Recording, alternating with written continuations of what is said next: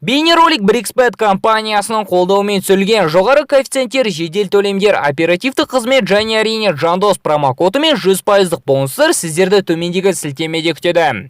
Біз сіздерге тек сәттілік тілейміз. Brixbet сілтемесі төменде.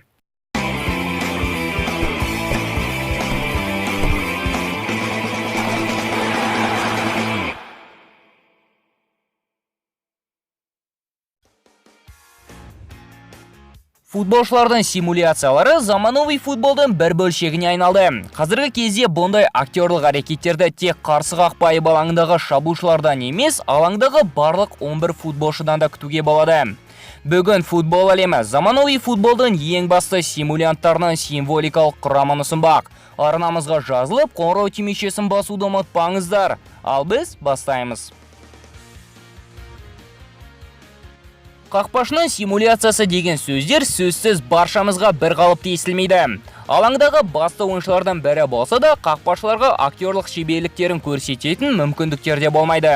Алайда өткен жылғы Португалия мен Тунис құрамалары арасындағы матчте Ницца клубының қақпашысы Муэзасын аздаған соқтығыстан кейінгі жарақатты сылтау етіп уақыт созады. Осы сәтті пайдаланып, қасиетті Рамазан айының сол күнгі оразаларын аяқтап, Асеннің командаластары құрмамен су ішіп әлденіп алады. Қақпашының тапқан амалы командаластарына шынымен де көмегін берді. Себебі көп ұзамай Тунис гол соғып, Еуропа чемпиондарына қарсы матчте тең нәтижені алып шығады. Алаңдағы симулянттарға келсек, 4-2-3-1 схемасын таңдаған жөн болар. Сол қаптал қорғанысы әрине Джорди Альба. Каталондық фулбек қандай топ деңгейдегі футболды көрсетпесе де, Барса жанкүйерлері оның кейде көрсетіп қоятын симуляцияларына өте қатты ашуланатыны айқын. 2017 жылғы Эйбарға қарсы танымал теңізге сүңгуін ешкім ұмытпаған болар.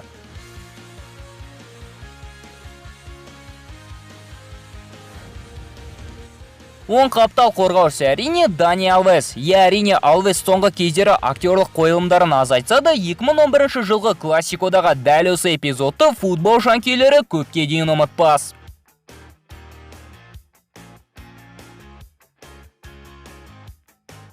Орталық қорғаушылар дуэті әрине Серхио Рамос пен Давид Луис. Испандық центрбэк симулянт деген кезде ойға келетін алғашқы кандидат болмаса да, жойқын ойын мәнерін көрсететін Рамостың мансабында да актерлық әрекеттер кездескен болатын. 2017 жылғы чемпиондар лигасындағы шағын қойылымы Рамостың репутациясына кері әсерін берді.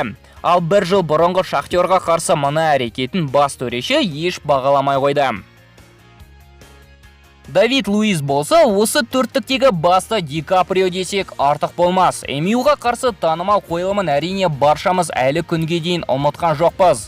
Алайда бразилиялық центрбэк ПСЖ сапында да бұл әрекеттерін қоймады. Бірде тіпті Нан клубына қарсы матчте аздаған соқтығыстан кейін Луис тіпті есінен танып қалған адамның рөлін сомдап тастады. Қуанышқа орай командаластары оны театр сахнасынан футбол алаңына алып шықты.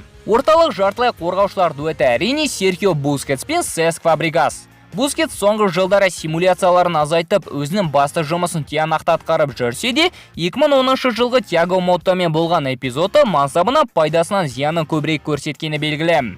Фабригастың басты симуляциялары Барселона мен Арсенал сапында іске асты.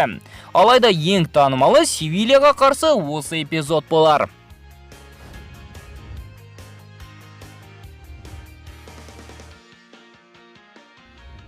Сол қаптал шабуылшысы әрине Криштиану Роналду. Португалдық вингердің тарапынан соңғы жылдары симуляцияларды мүлдем көрмесек те, Реал сапындағы бірнеше эпизоды әлі естен кетер емес. Әсіресе Бетисқа қарсы суға сүңгу мәнеріндегі осы әрекеті.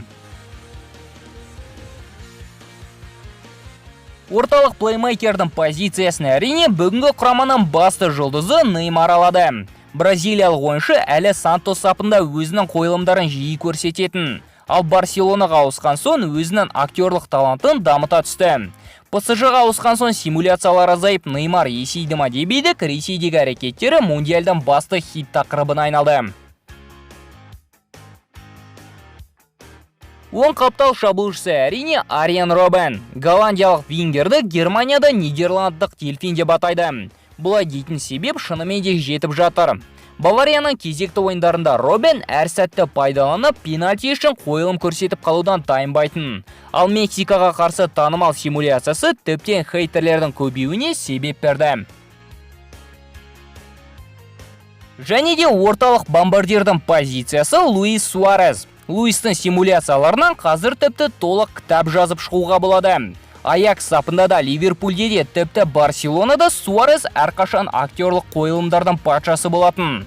Ал ең есте қалғаны әрине Реалға қарсы Испания суперкубогіндегі суға трамплине сүңгуі болар.